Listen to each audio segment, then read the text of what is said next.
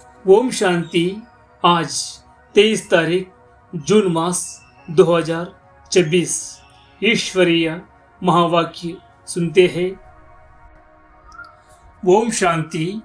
मीठे बच्चे, तुम महान सौभाग्यशाली हो, क्योंकि तुम्हें भगवान वह पढ़ाई पढ़ाते हैं जो अब तक किसी ऋषि मुनि ने भी नहीं पढ़ी। प्रश्न: ड्रामा की कौन सी बावी तुम बच्चे जानते हो, दुनिया के मनुष्य नहीं? उत्तर: तुम जानते हो, इस रुद्र ज्ञान यज्ञ से विनाश ज्वाला प्रज्वलित हुई है। अब सारी पुरानी दुनिया इसमें स्वाहा हो जाएगी। यह बावी कोई टाल नहीं सकता। यह ऐसा अश्वमेध अविनाशी रुद्र यज्ञ है जिसमें सारी सामग्री स्वाहा होगी। फिर हम इस पतित दुनिया में नहीं आएंगे। इसे ईश्वर की बावी नहीं, ड्रामा की बावी कहेंगे। गीत: मुकुड़ा देख ले प्राणी जरा दर्पण में। ओम शांति। तुम बच्चे भी मनुष्य हो। यह मनुष्यों की सृष्टि है। इस समय तुम ब्राह्मण धर्म के मनुष्य बने हो। बाप शिक्षा देते हैं आत्माओं को। आत्मा को अभी अपने स्वधर्म का पता है कि हम आत्मा इस शरीर को चलाने वाली है। आत्मा का यह रथ है। जैसे बाप इस रथ पर आकर सवार हुई है, तुम्हारी आत्मा भी इस रथ पर सवार है। सिर्फ आत्मा को यह ज्ञान भूल गया है कि हम आत्मा शांत स्वरूप है। हमारे रहने का स्थान ही मूल वतन में है। यह शरीर हमको यहाँ मिलता है। ऐसे ऐसे अपने साथ बातें करनी है। बाप कहते हैं, तुम आत्मा शांत स्वरूप हो। अगर तुम चाहो हम शांति में बैठे तो अपने को आत्मा समझ शांति धाम के निवासी समझो। थोड़ा समय शांति में बैठ सकते हैं। मनुष्य शांति ही मांगते हैं। मन को शांति चाहिए, यह आत्मा ने कहा। परंतु मनुष्य यह नहीं जानते हैं कि मैं आत्मा हूँ। यह भूल गए हैं। ये कहानी भी है ना, रानी के गले में हार पड़ा था और ढूंढती थी बाहर। तो बाप भी समझाते हैं, शांति तो तुम्हारा स्वधर्म है। बच्चों ने समझा है, हम आत्माएं शांत स्वरूप है। यहाँ आई है पाठ बजाने। इन ऑर्गन्स से डिटैच हो जाते हैं तो आत्मा शांत है। आत्मा अपने स्वधर्म शांति में जितना चाहे बैठ सकती है। चाहे हम इस शरीर से काम ना करें तो शांति में बैठ जाओ। यह है सच्ची शांति। इनको तुम ढूंढते नहीं। तुम्हारा स्वधर्म शांत है। अभी यहाँ पाठ बजा रहे हैं। बाप द्वारा मालूम पड़ा है, हमने 84 जन्मों का पाठ बजाया। इन 84 जन्मों के चक्कर का कोई को पता नहीं। सिर्फ तुम बच्चे ही समझते हो। पहले हम सूर्यवंशी राजा व प्रजा थे, फिर चंद्रवंशी सो वैश्यवंशी सो शूद्रवंशी बने। अब फिर से हमको सूर्यवंशी बनना है। तुम बच्चे सृष्टि के आदि मध्य अंत को जान गए हो। तुम कितने सौभाग्यशाली हो।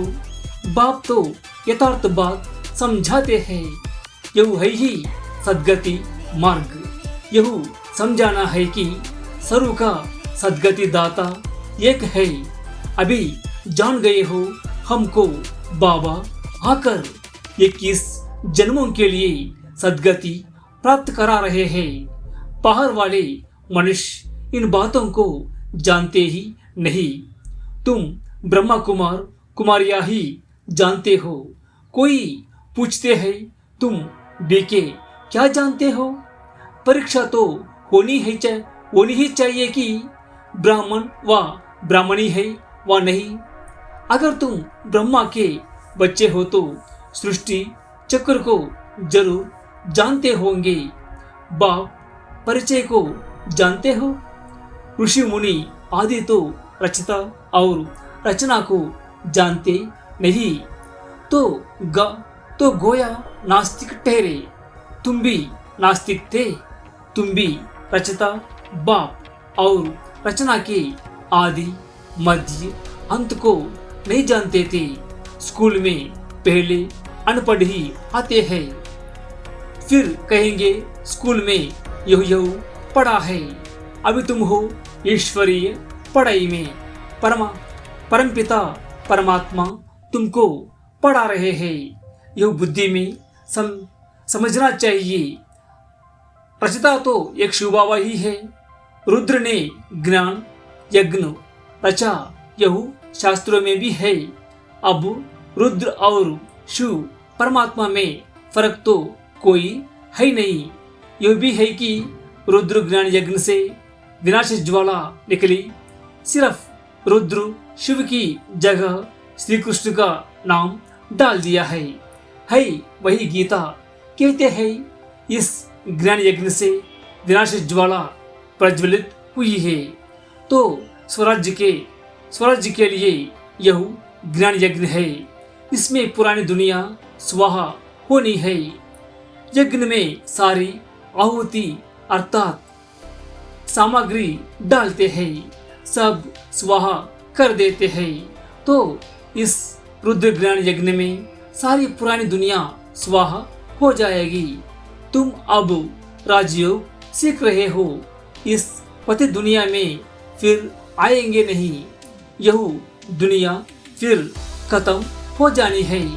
तुम जानते हो नेचुरल कैलेमिटीज आदि सब होंगी।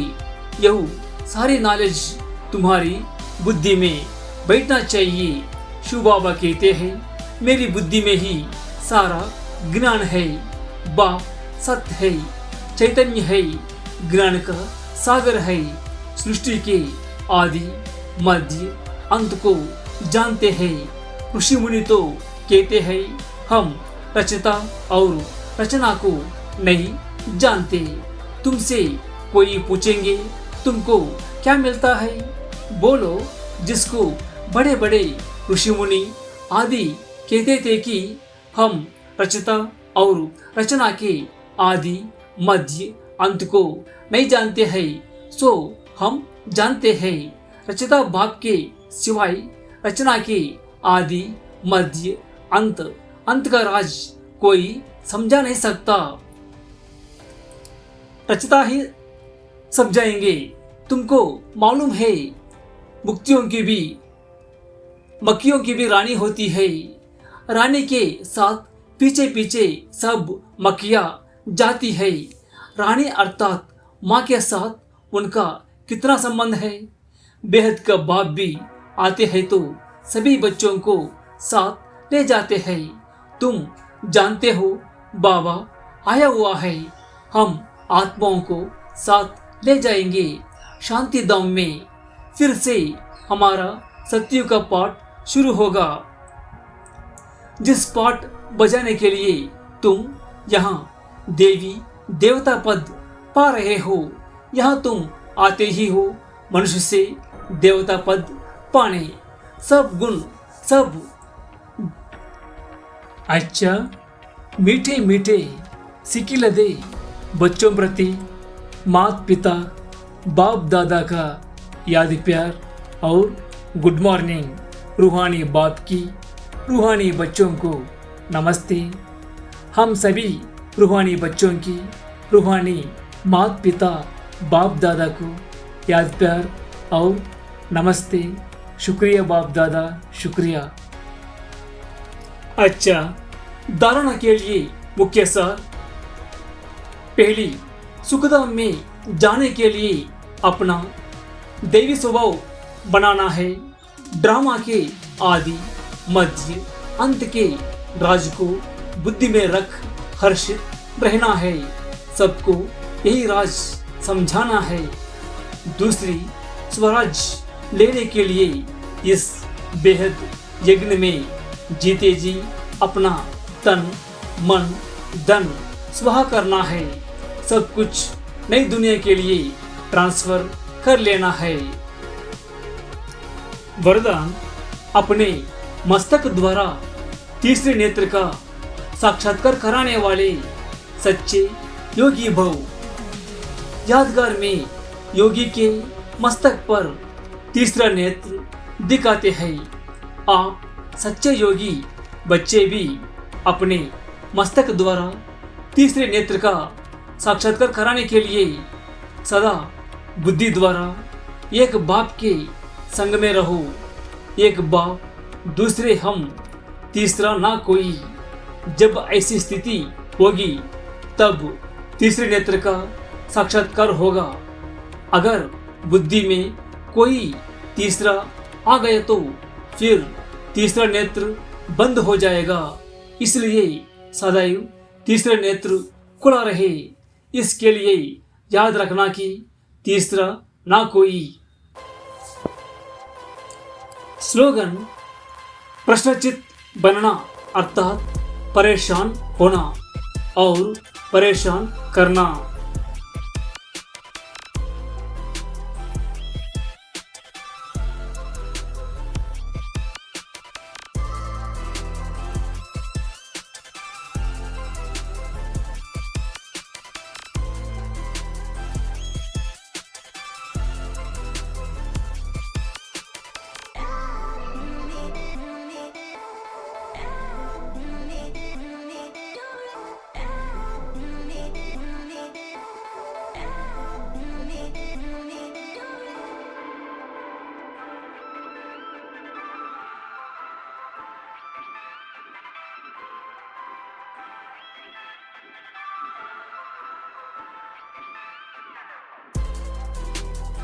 प्यारे भाई बहनों, यह ईश्वरीय ज्ञान जन जन तक पहुंचाने के लिए और इस सेवा को निरंतर जारी रखने के लिए आपके सहयोग की आवश्यकता है।